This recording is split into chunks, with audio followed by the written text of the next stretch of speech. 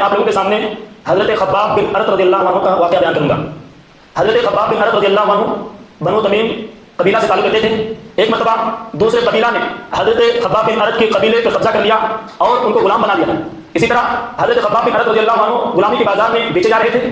اور ان کو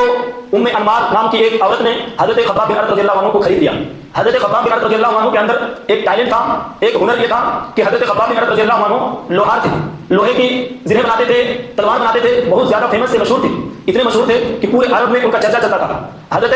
خباب بن ارت رضی اللہ عنہ کو جب پتہ چلا کہ نبی اکرم صلی اللہ علیہ وسلم نے نبوت کا دعویٰ کیا ہے، جب نبی اکرم صلی اللہ علیہ وسلم کے نبی بننے کے بارے میں حضرت خباب بن ارت رضی اللہ عنہ کو پتہ چلا تو انہوں نے دیر نہیں کی بلکہ فوراً ایمان لے آئے۔ جیسے ہی ان کے جو مالکہ ام انمار کو پتہ چلا کہ میرے گھر میں میرے ٹکڑے پر پلنے والے ایک خباب بن ارت رضی اللہ عنہ وہ محمد صلی اللہ علیہ وسلم کو ایمان لے آئے ہیں، تو ام انمار نے حضرت خباب بن ارت رضی اللہ عنہ کو تکلیف دینا شروع کر دیا، یہاں تک کہ حضرت خباب بن ارت رضی اللہ عنہ کو لوہا گرم کر کے حضرت خباب بن ارت رضی اللہ عنہ کے گوشت کو ادھیڑا جا رہا تھا، ان کے سر پر لوہا گرم کر کے کنگھی سے جو ہے ان کے سر کو نوچا جا رہا تھا، اتنی تکلیفیں دی جا رہی تھی کہ ایک مرتبہ خباب بن ارت رضی اللہ عنہ اللہ کے نبی صلی اللہ علیہ وسلم کے پاس آئی، اور یہ حدیث صحیح بخاری کتاب المناقب حدیث نمبر 3612 کے اندر لکھا ہوا ہے کہ ایک مرتبہ حضرت خباب بن ارت رضی اللہ عنہ نبی صلی اللہ علیہ وسلم کے پاس آئی اور آنے کے بعد کہنے لگے اے اللہ کے رسول کیا ہم لوگ حق پر نہیں ہیں؟ ہمیں اتنی تکلیفیں دی جا رہی ہے، اے اللہ کے رسول آپ اللہ سے دعا کیوں نہیں کرتے ہیں کہ اللہ ہماری مدد کرے؟ تو نبی صلی اللہ علیہ وسلم نے فرمایا اے خباب بن ارت یہ جو تکلیفیں تمہارے اوپر آ رہی ہیں یہ کچھ نہیں ہے، تم سے پہلے لوگوں کو اتنی تکلیفیں دی گئی کہ زمین کے اندر جو گڈھا کھودا جاتا تھا اور گڈھا کھودنے کے بعد اس کو گاڑ دیا جاتا تھا اور آرا سے اس کو ٹکڑے ٹکڑے کر دیا جاتا تھا، اتنی تکلیفیں دی جاتی تھی۔ تو میرے پیارے ساتھیوں اسی لیے حضرت خباب بن ارت رضی اللہ عنہ السابقون الاولین کے اندر آتے ہیں اور ان لوگوں کو اللہ تبارک و تعالیٰ نے جنت کی خوشخبری دی ہے، جیسا کہ اللہ تعالیٰ نے بیان فرمایا سورۃ فصلت سورہ نمبر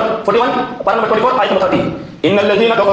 الذين قالوا ربنا الله ثم استقاموا تتنزل عليهم الملائكه الا تخافوا ولا تحزنوا وابشروا بالجنه التي كنتم توعدون۔ بے شک وہ لوگ جن لوگوں نے اللہ تبارک و تعالیٰ کو ایمان لے آیا اور ان لوگوں نے یہ کہا کہ ہم اللہ تبارک و تعالیٰ کو ایمان لے آئے اور وہ دین پر ثابت قدم رہا، تتنزل عليهم الملائكه وہ اللہ تبارک و تعالیٰ کے فرشتوں پر نازل ہوتے ہیں، اللہ تخافوا ولا تحزنوا اور فرشتے کہتے ہیں اے اللہ کے بندے تمہیں جو تکلیف دی جا رہی ہے تمہیں اس کے بارے میں ڈرنا نہیں ہے، تمہیں اس کے بارے میں غم نہیں کرنا ہے، یبشروا بالجنه التي كنتم توعدون اللہ تبارک و تعالیٰ تمہیں وہ نعمتیں عطا کریں گے، وہ جنت عطا کریں گے جس سے تم سے وعدہ کیا گیا ہے۔ یعنی حضرت خباب بن ارت رضی اللہ عنہ اتنی تکلیفیں دی گئی لیکن انہوں نے اس تکلیف پر ثابت قدم رہے، دین کو نہیں چھوڑا۔ آپ کو پتا ہے کہ وہی ام انمار جنہوں نے لوہا گرم کر کے حضرت خباب بن ارت کے جو ہے سر کے اوپر کنگھی کرنے کے لیے کہا تھا، لوہا گرم کر کے ان کے گوشت کو نچوڑا جا رہا تھا، وہی ام انمار ایک بیماری ان کو آ گئی، خباب بن ارت نے بددعا کی تھی اور بددعا کرنے کی وجہ سے ان کو ایک بیماری آ گئی، ان کے بچوں نے بہت طبیبوں کے پاس ڈاکٹروں کے پاس دکھایا لیکن وہ صحیح نہیں ہوئی اور ڈاکٹر نے کہا کہ اگر ان کو صحیح کرنا ہے، اگر ان کو آرام اور کمفرٹیبل محسوس کرنا چاہتی ہیں تو اس کو گرم کر کے لوہا سے سر رکھا ہے۔ میرے پیارے ساتھیوں جس طرح کی تکلیف ام انمار حضرت خباب بن ارت رضی اللہ عنہ کو دے رہی تھی وہی بیماری اور وہ بیماری اللہ نے اس کو دے دی اور جب تک ام انمار کے سر پر لوہا گرم کر کے نہیں رکھا جاتا ام انمار کو